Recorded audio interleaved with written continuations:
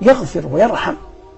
يقول حماد بن سلمة: والله لو خيرت أن يحاسبني أبواي أو الله لاخترت أن يحاسبني الله، فالله أرحم بي من أبوي.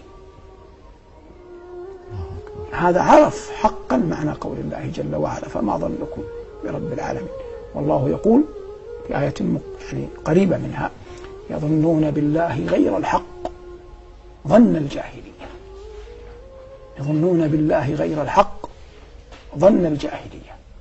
أنا أقول لكل من فقد قريبا وصبر: ظن بالله ظن الحق، والله ليعوضنك الله. كل من فقد مالا وصبر: ظن بالله ظن الحق، والله ليعوضنك الله.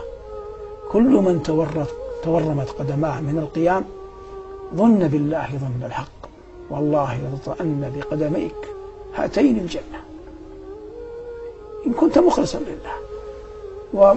وأقول لكل من فقد ابنا أو أخا شهيدا في سبيل الله في ثرى الأرض أيا كان، في شرقها أو في غربها، في شمالها أو في جنوبها، ومات له أقرباء شهداء: ظن بالله ظن الحق، والله لا يدخلن الجنة ولا يشفعن فيك وفي أهل بيتك. هذا وعد من الله، والله يقول: فمن أوفى بعهده من الله. وكل من أنفق مالا أو دينارا، الله يقول: ما يفعل من خير فلن يكفره، والله لترينها أمامك كالجبال ضاعفها الله جل وعلا لك، ومن أصدق من الله قيلا. يظن الإنسان بالله ظن الحق. إن قام الإنسان في صلاة الفجر وهو يرى غيره نائم، ثم يذهب إلى المسجد ويعود شاكرا ذاكرا راجيا ما عند الله، والله لن يضيع أجرك عند الله. ظن بالله ظنا حسنا.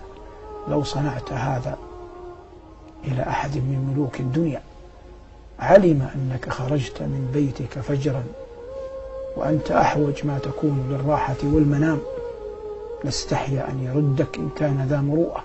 لا إله إلا الله. فكيف بالله الذي لا إله إلا هو؟ كيف بمن لا تنفد خزائنه؟ كيف بمن وسعت رحمته كل شيء؟ كيف بمن دعاك فأجبته؟ كيف بمن وفقك أصلا لأن تجيبه؟